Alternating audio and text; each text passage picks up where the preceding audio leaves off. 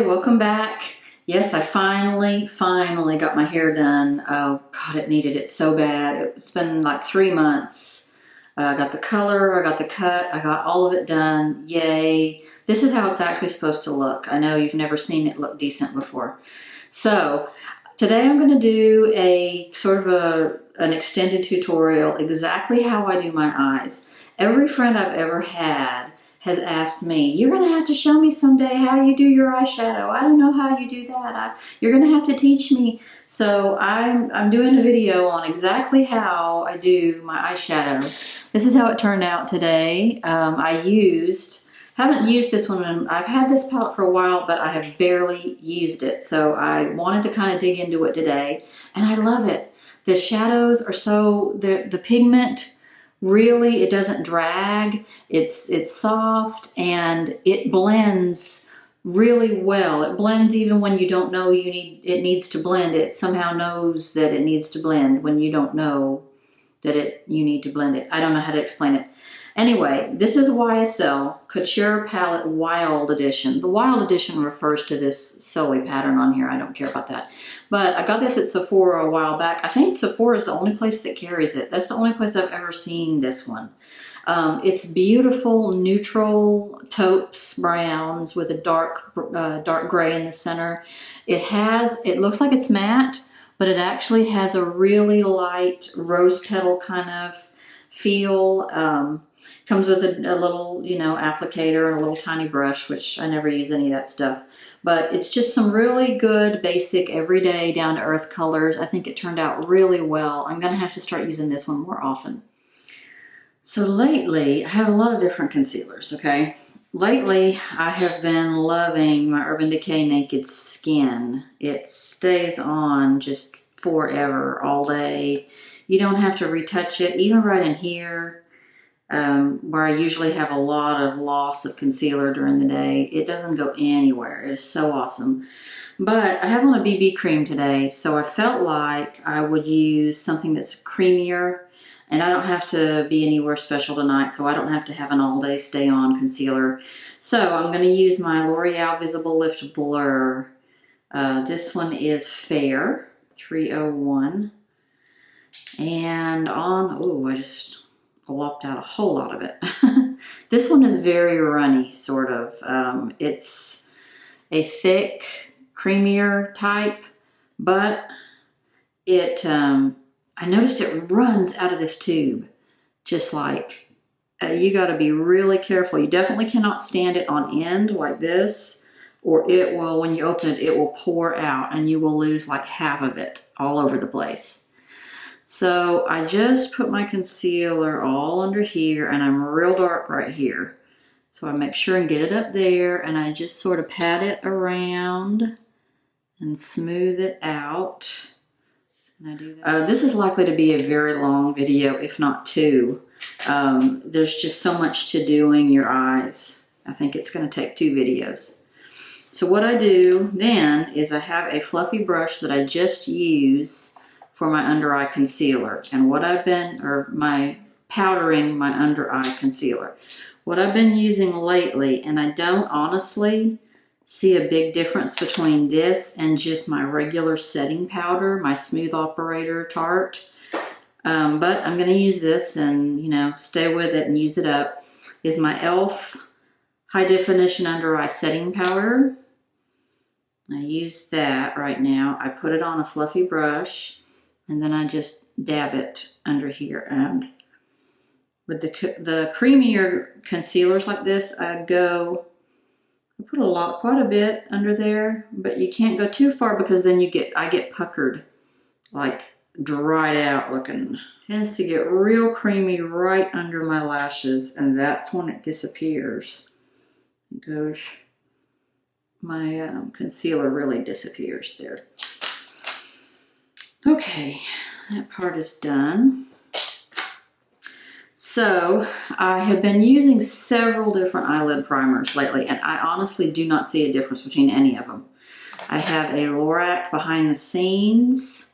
I have a Smashbox Photo Finish lid primer. I have a Milani eyeshadow primer.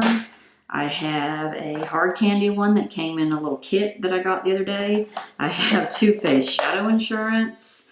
And of course I had, for the longest time, I would only use Urban Decay Primer Potion, but I don't see a difference between all these. My Urban Decay Primer Potion finally dried out. I used it up. So I started moving on to some of these other ones that I just don't see any real difference in staying power of your eyeshadow and your eye products between any of these.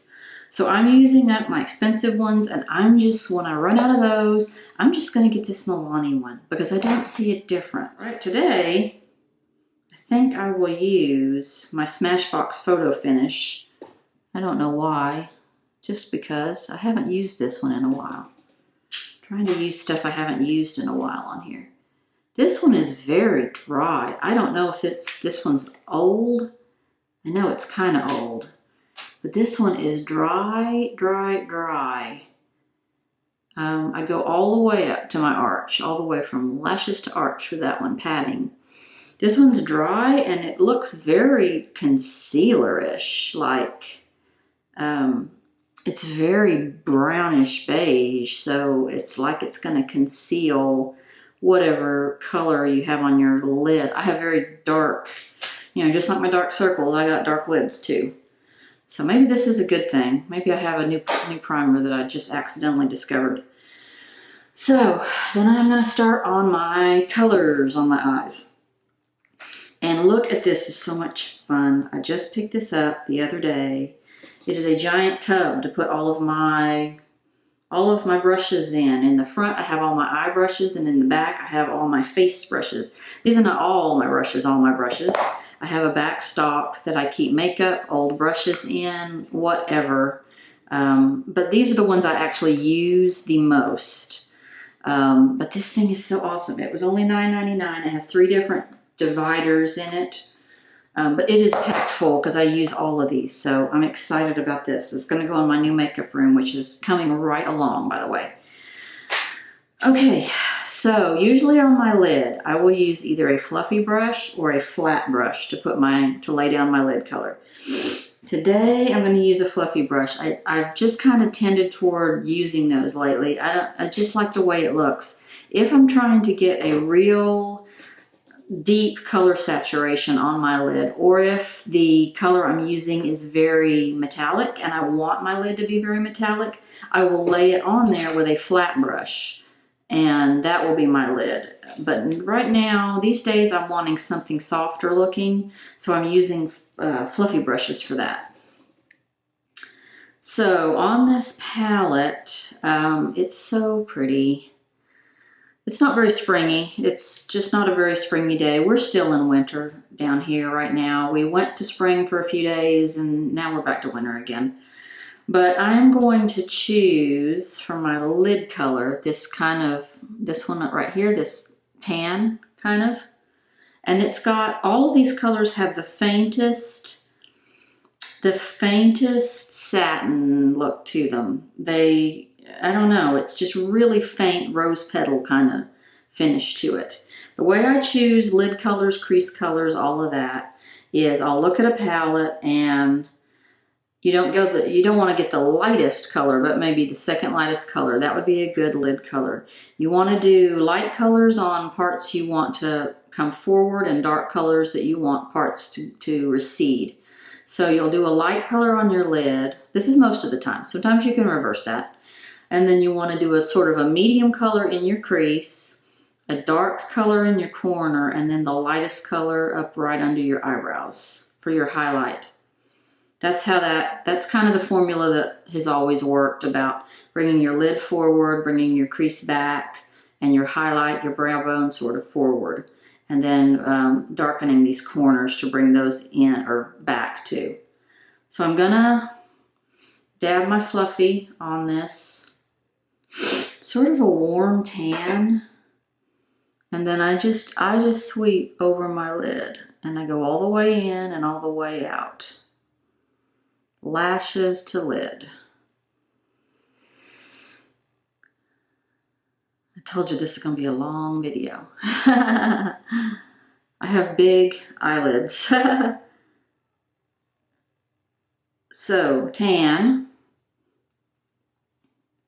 Sweeping around, not pushing too hard, just sweeping your lid color on.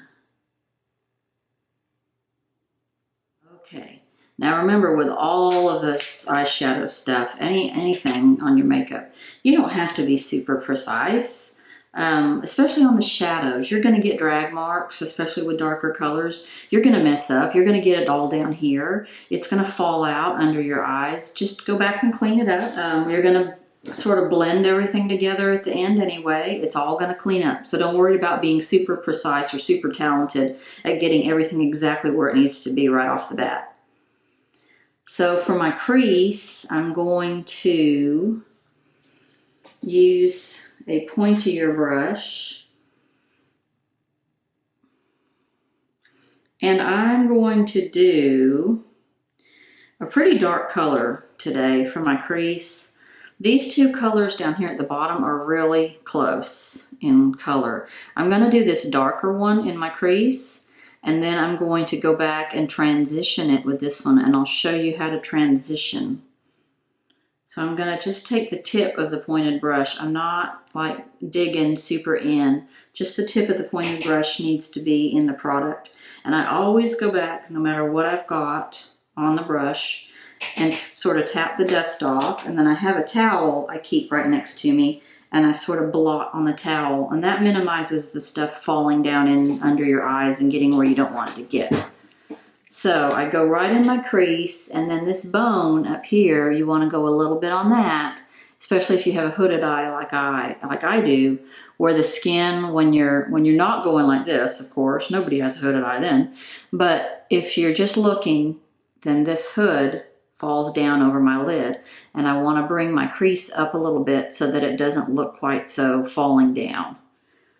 So I'm going to lightly, because this is a dark color, windshield wiper back and forth like this. I always make that noise. I don't know why. I don't really need to make that noise. And you know what? I picked up the wrong color. I picked up the wrong color on that. What a dim bulb. Oh well, we'll just continue with that one then, huh? Makes one less step to have to do. I won't do a transition. This is blending so nice. And you know, here I thought this color was going to be really dark. It's shearing out as I go up. Oh man, nice. Love it. Okay, so I'm picking up the wrong color again. I'm tapping off and dusting, and then I'm trying to make sure, kind of, that I'm getting it in the same place on both eyes, because that looks really odd when you don't. But you can always go back and even up. And I almost always have to do that. This one. And then I have a strange problem too. My eyes are two different shapes and two different sizes. They're fairly close. But this one is more flat, and this one is more of an arch. My eyeball is like arched. I don't know. Yeah, I know, it's bizarre. But it makes your makeup look totally different on your two different eyes. And see, I got some dark, right? I got it too dark right here, see? But I will try to blend that out a little bit later. But overall, I really like these shadows.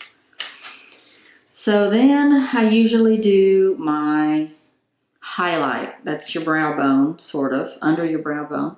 Take this lightest color with I have a little flat brush I use for this. I have always used this brush. And I'm not going to go too crazy because I kind of tend to overdo my highlight. You like to do a light highlight with a bit of maybe shimmer to it. It just makes it pretty, I think. But you don't want to go super white. I see a lot of people, and in a lot of palettes, like especially gray palettes or something like that, they will have a snow white highlight, and I hate that. It just does not look good. I mean, if you're trying to do some kind of wacky, dramatic, you know, super clubbing looking look, but I don't like that. I don't like the white. I like more of a skin tone, like, or a cream or ivory or something. All of my brushes got a big bath last night, so I'm just sticking them back in here as I go because they're relatively clean. Okay, so next I'm gonna do a corner color. I would do a transition, but since I screwed up on the colors, I'll just leave it like that. A transition is when you take a small brush and you take a second or another color and you color between your highlight and your crease. And you make a transition between your crease color and your highlight color that's somewhere between the two, or it could be a totally contrasting color. I mean, I could get a purple or a pink or something and put in there. I would probably do like a peach. That might be pretty. A peach shimmer. I like to do a lot of little shimmer for my transition. I don't know why. I like to have up here kind of a shimmery look all over. So now I'm going to do my corner. I've recently changed how I do my corner. I used to just do like from here back in one color. Now I take a little detailed corner brush and I take my color and I do like a V, like this and like that. And that's trying to elongate your eyes and make them like more elongated and more dramatically pretty. So I'm going to take this super dark gray right here. And you do not need a lot in those darker colors to get the color on there that you want. And I'm just going to go here and then I'm going to go here. You're making a V and sort of elongating. And I'm going to go a little outside today because one of the things I've noticed doing these videos is how I can do things differently. And I felt like I should carry my dark color a little bit further out. More like that. Not all the way. I mean, it went too far right there, but a little farther out. I don't know why. I just have figured that that maybe looks a little bit better on me. Okay, so you've got your V, and it does not have to be perfect. You are going to go back in and blend that in with everything else. Go back, and this is a Makeup Academy brush. I just got this at CVS. I mean, it's not expensive, especially with extra care bucks, which for some reason, the beginning of the year, they gave me about $1 million worth of extra care bucks. I was loving that. And I picked up a couple of them. They're great for getting right where you want it to get and not just all over the place. You don't have to have expensive brushes to do pretty makeup. I don't think it matters so much. But the cheap ones tend to be stiffer. And I mean really cheap, like $1 brush. But besides that, I don't see just a whole lot of difference. So now we've got all of these layers on and you go in and you blend them together. Blending, usually you want a brush that is fluffy like that. Something like that. And then you just kind of work stuff where it looks like it's not really integrated very well. And I like to brush my corner V up a little bit like that into my crease a little bit. If you have any drag marks, this one's a mess, see? If you have any drag marks, you can erase them with your fluffy brush. And I kind of go back along my V and get that more integrated. And then I integrate sort of my crease with my highlight. And then I integrate, see, this one's not really cooperating very well. It's kind of patchy. It doesn't help that I have freckles on my eyelids. Makes it look like I have eyeshadow where it shouldn't be. There's one that's particularly annoying, and I think it's in my crease on one of my eyes. And it looks like I have a blob of dark eyeshadow where I shouldn't, or maybe mascara. So this one kind of got out of line. I'm gonna clean it off with my finger a little bit. The darkest color did. I think this is the famous, see right there? I think that's the famous freckle. I think that's why it's looking like I got out of line, but I have freckles everywhere. They're just, it's crazy. Okay, so the eyeshadow's pretty much done. Now I can do liner. I can put on my false eyelashes and I can do my brows. A couple of different steps to liner. What I usually do is I take an eyeshadow from whatever palette I'm using, and I line under my eyes with it. Can't line really on my upper lashes with it because I already have shadow on, and it doesn't tend to stick to that very well unless you do it wet. Sometimes you can wet your brush, pick a dark color and line on your upper and it'll stick. A lot of times that doesn't work. So I tend to use for my upper liners, I tend to use either a gel liner with a little brush or sometimes a pencil liner. I have a lot of issues with pencil liners though, and I'll tell you about that. They irritate me. I can't get the job done with them. Another thing that's really great are these liquid liners that are in a pen like this. They're great. The big problem I have with upper eyeliner is I have thick eyelashes, and if I get a pencil, it will not go down in those eyelashes, and I'll end up having a real thin skin colored line and then my eyeliner above it because I can't get down in those lashes. That's why I'm such a fan of gel liners or liquid liners like this pen one. So I usually will take one of the darker ones down here. I'm going to take this darkest one that I didn't end up using because I messed up. And I'm going to pat a little brush like this into it and dust it off. And then I'm just going to go under my bottom lashes. Make sure to get all the way to your corner, or else you'll have a little gap right there. I kind of just draw this on like this. I don't like to go all the way around my eyes. It doesn't work for me. It works for some people. And then I just draw it on with a really good quality palette like this one. You're going to see some really neat and precise grabbing of the powder onto your concealer. And see, I've got fallout. I'm just going to pop that off. And I go all the way along where my lashes are. Now, another thing you can do, I'll show you in a minute. Let me get my other eye on here. All the way to your corner, brushing along. And then you're going to go back and sort of smudge it because you probably, this eye I have a lot of trouble getting the liner as thin as this other eye here. This eye, it tends to get thick. I don't know why. Probably because I'm doing it right-handed. I do some things on this eye with my left hand, but this one is not one that I can do with my left hand. Not liner like that. Not that kind of liner. I can do my mascara with my left hand. Okay, so you look and see if you've got it evened up. Another step I sometimes do, and I can do it today for you, is I will take another color on the palette and dip that same brush in there after I've cleaned it off on my little towel here. And I will sort of just pop it in the first part of your line down here, just to make it more interesting. And, you know, like I've got a bunch of different colors on, just kind of to use them all. Another thing you can do a lot of times is take this lightest color that your highlight was. Ooh, this one came out pretty. And put it in this little inner corner here. And what that does is brighten up that eye. See how much brighter it looks than the other one? It brightens up your eye like I'm awake. So I'm gonna paint that on both.